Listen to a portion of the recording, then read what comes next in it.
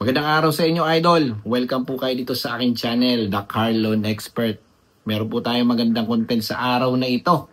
Itong content na ito ay makatulong po sa inyo pagdating po sa inyong decision making of buying a car. Alin bang mas okay? Ang bumili ng brand new or second hand? Saan ba ako mas makakamura, mas makakatipid? At sa tingin ko ay mapapakinabangan ko for how many years? Dahil mas mababa ang maintenance. 'Di ba?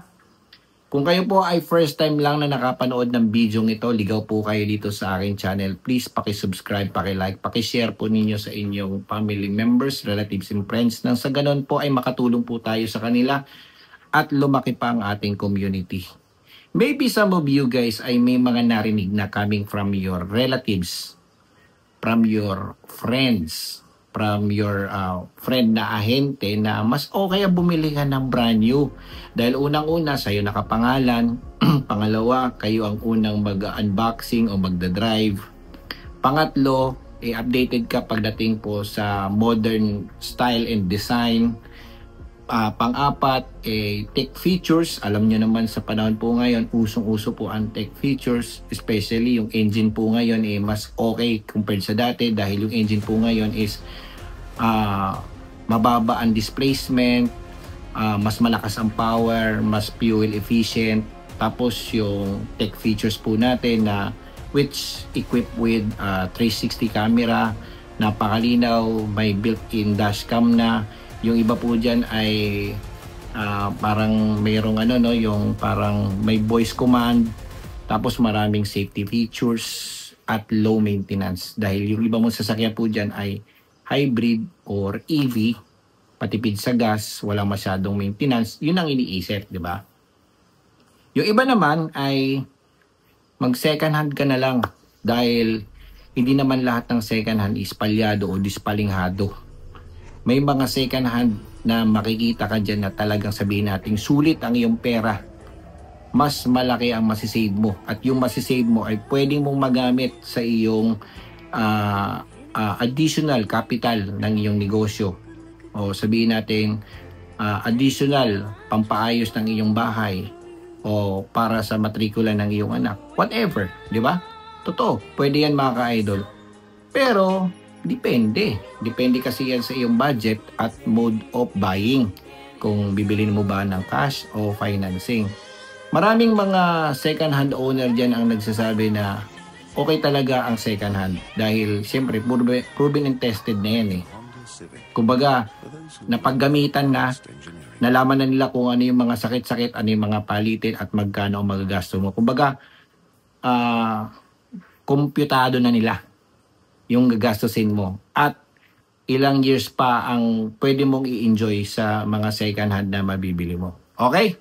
So, coming from the car loan expert based on my knowledge and experience na ako po ay matagal nang nagbebenta ng brand new at second hand dahil nung kapanahunan ko po ay sinasabay ko po ang pagbebenta o pagbili po ng second hand. Nung kapanahunan ko po ay tinatanong ko po ang aking mga customers, Sir, Ma'am, ano po yung reason kung bakit bibili po kayo ng sasakyan? Is this your first time car? Pag sinabing hindi, kami po ay mag-upgrade. Nais naming palitan yung luma namin sasakyan. O sabihin natin, nabenta na namin. O sabihin natin, kailangan namin mag-add ng sasakyan. Dahil kulang po ang aming sasakyan, naglalakihan na yung mga anak namin. Yung isa po, magagamit ko lang pang araw-araw. Ito naman ay para sa aking pamilya. O yung iba naman po dyan, or for business purposes. Maraming mga case pagdating po sa second hand na sasakyan. Well, in this video, ituturo ko rin po sa inyo ang aking experience. Nang sa ganun, magkaroon po kayo ng idea. Okay? So, ganito yan. Depende palagi yan sa inyong budget, sa inyong need. No? Kung kayo po ay buying through cash, okay po ang second hand. Pero kung buying po kayo through financing, mas okay ang brand new. Okay, sabihin ko sa inyo kung bakit mas okay ang brand new pagdating po sa financing. Unang-una, mahal kasi ang presyo ng brand new. Mahirap yan bilhin through cash dahil mababa po ang diskwento. Yun ang totoo. Ngayon, gusto mong makamaximize pagdating po sa pagbili ng brand new, mag-ipon ka para sa down payment at ayusin mo ang iyong credit record. Ayusin mo ang flow ng iyong pera. Nang sa ganon ay madali kang ma-approve. Saan mo kukunin? Kunin mo sa mismong bangko kung saan ka depositor. Yun ang honest na pagbili po ng sasakyan.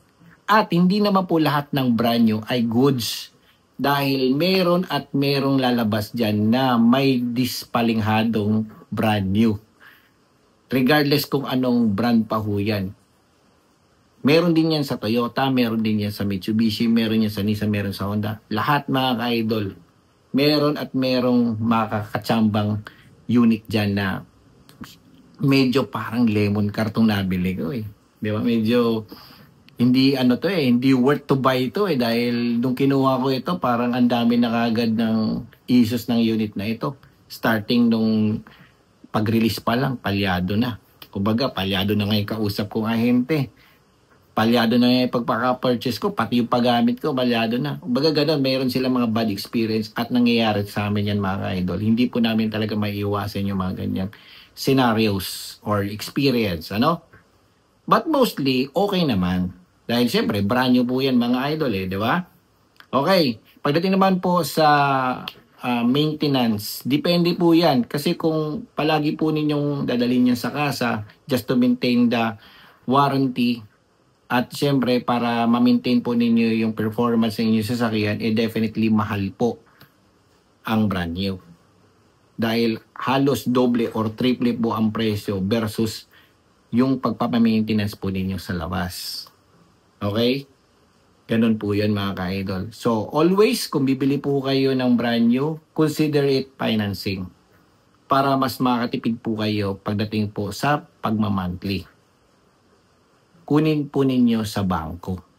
At kung may mga nasalihan po kayong groups na sa tingin po ninyo na may magtuturo kung saan maganda magpa-maintenance, well, you have to check first. Ang sa ganun, talagang sulit ang inyong pagbili ng brand new na sasakyan. At huwag po kayo basta-basta bibili ng sobrang futuristic na brand new na sasakyan na hindi naman po kayo pamilyar. Let's say, first time car mo, dumiretso ka na kagad sa EV. O paano kung masiraan ka sa ibang lugar na wherein wala namang rescue na sasakyan o walang pinakamalapit na dealer? Kamot ulo ka ngayon, Lodi. Di ba? Huwag ka masyadong mangarap ng mga futuristic na sasakyan. Bumili ka muna ng mga basic na brand new na sasakyan na parang sabihin natin, practice mode ka muna sa pagbili ng brand new na sasakyan. Goods yan mga Lodi. Okay? Pagdating naman sa mga second hand, okay, hindi naman po lahat ng second hand ay mura. Hindi naman po lahat ng second hand ay palyado o dispalinghado. O sabihin natin, poor ang kanyang performance. Hindi lahat mga ka-idol. Depende rin po yan. Okay? Depende po yan sa mabibili po ninyong brand, variant, gear model, odo, at kung sino yung may-ari at magkano ang kanyang presyo. At kung bibili po kayo, bilhin po ninyo through cash dahil mas makakamura po kayo through cash. Dahil kung kukunin po ninyo through financing, definitely mas mataas po ang interest niyan kumpara sa brand new. Okay? I always advise you to buy it cash. Kung hindi po ninyo kayang bilhin through cash dahil mahal ang unit, try na mag-scout, try na mag-search sa social media platforms nang sa ganon magkaroon po kayo ng idea magkano ang damputan, magkano ang bilihan, magtanong-tanong din po kayo sa mga may alam sa mga second hand na sasakyan. Nang sa ganon hindi po kayo ma-mislead sa mga nakikita po ninyo sa social media. Okay? So, ang una po ninyong titignan is dapat siya yung mismong owner-seller. Nang sa ganon, mas makatipid ka ng konti compared sa mga buy and sell. Merong konting diskwento kumpara doon, di ba? Kumbaga, meron kayong comparison in between. Okay? Then, tanongin ninyo, ano ba ang reason kung bakit nila binibenta? Dahil yung iba po dyan is binibenta because marami ng sira, or yung iba sabihin natin binibenta dahil nais mag-upgrade, binibenta dahil puno na ang garahe. Tanong mo rin kung ano yung mga pagawain, palitin, at magkano ang gagastusin mo kung sakaling papaayos mo pa yung unit.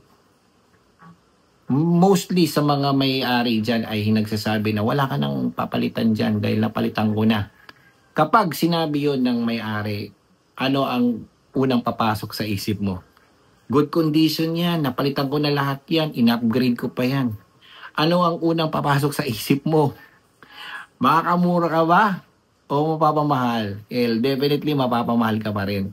Dahil hindi po yan basta-bastang papakawalan ng may-ari nang hindi siya makakabawi sa mga ginasto niya.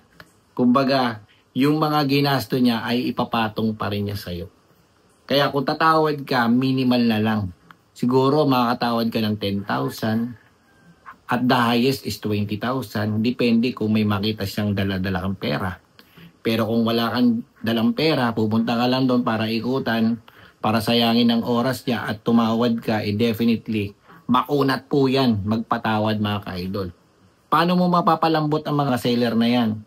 Magdala ka ng pera at mag-set ka ng budget. Let's say, ang post niya is nasa around 500. Pero ang alam mong damputan niyan is 350. O, diba? Magdala ka na kagad ng pera. Magdala ka ng around 450. Dahil definitely, yung kausap mo, no? Yung kausap mo, magpapatawad lang yan ng 10,000. Kung makakatawad ka ng 50,000, goods na yon mga ka-idol. Lalo na't kung wala ka ng papaayos. Lalo na't kung maganda naman ang unit at mababa ang odo. Goods na yon. At huwag kang mangharap ng 350 mga ka-idol dahil yung damputan na yon ay medyo exaggerated ng konti. Yun lang ay basis lang ng damputan. Pero it boils down doon sa unit condition. Yung 350 na yon ay sabihin na natin medyo barat system na ng damputan. Pero yung average is 400, 450. Kung goods na goods, wala ka ng palitin. Kumbaga, superb. Well-maintained. Newly tires. New change oil. Lahat gumagana. Malamig ang aircon. Smooth to drive. Tatawad na lang ako. Yun mga ka-idol. Okay? So, kung bibili po kayo ng brand new versus second hand, depende sa inyong budget, depende sa inyong mode of payment. Kung financing po yan, okay ang brand new. Pero make sure na yung bibilihin po ninyo ay maganda yung brand, maganda yung variant. Siyempre, wag po kayong masyadong ma-overwhelmed doon sa mga futuristic na sasakyan dahil kung kayo po ay first time car buyer at wala po kayong idea o hindi pa ho kayo nakapag-drive niyan sa ibang bansa, nako, magkakamali ka mga ka-idol. Sigurado, sakit ang ulo ang darating sa'yo. Okay? Kung magse-second hand ka, see to it na yung second hand na makikita po ninyo o makakausap po ninyo is siya po mismo ang direct seller o direct owner. Tapos, alamin mo kung magkano ang damputan, magkano ang selling sa merkado, magkano mo tatawaran. Magdala ka ng iyong mekaniko, magdala ka ng kaibigan mo na buy and sell. Kung maaari, kung may dala po kayo o meron kang maarkilahan dyan na magpapahiram ng scanner o may scanner, pa-scan po ninyo. At kung wala po kayong scanner, pwede po kayo magpa-appointment, kausapin mo yung may-ari na pwede ko po bang ipa-appointment ang inyong unit sa kasa, nang sa ganun malaman ko po kung ano po yung mga karagdagang palitan, karagdagang paayos o ano pa yung pwedeng gawin sa unit na sa ganun ay hindi po kayo magka-problema in the future. Makatipid po kayo sa second hand dahil ang second hand po ay medyo malaki po ang difference pagdating po sa brand new. Depende na lang po sa inyong tawad yan. Depende rin po sa year model na mabibili ninyo. Huwag po masyadong latest ha. Kasi pag medyo latest, siyempre mahal po yan. Sobrang baba ng kodo, siyempre mahal din po yan. Okay? At kung buy and sell po yung nabilhan po ninyo, definitely may presyo po yan dahil namumuhunan din po ang mga buy and sell. Okay? So, kung medyo may agam-agam pa kayo, gusto pa ninyong magkaroon ng thorough advice kay The Car Loan Expert, please paki-follow nyo ako sa aking Facebook. Nang sa ganun, mag-usap tayo. Mag-advise ako sa inyo sa inyong decision making. Okay, I hope nakatulong po ang video nito mga ka-idol sa pagpili po ninyo between the brand new or the second hand. Thank you for watching.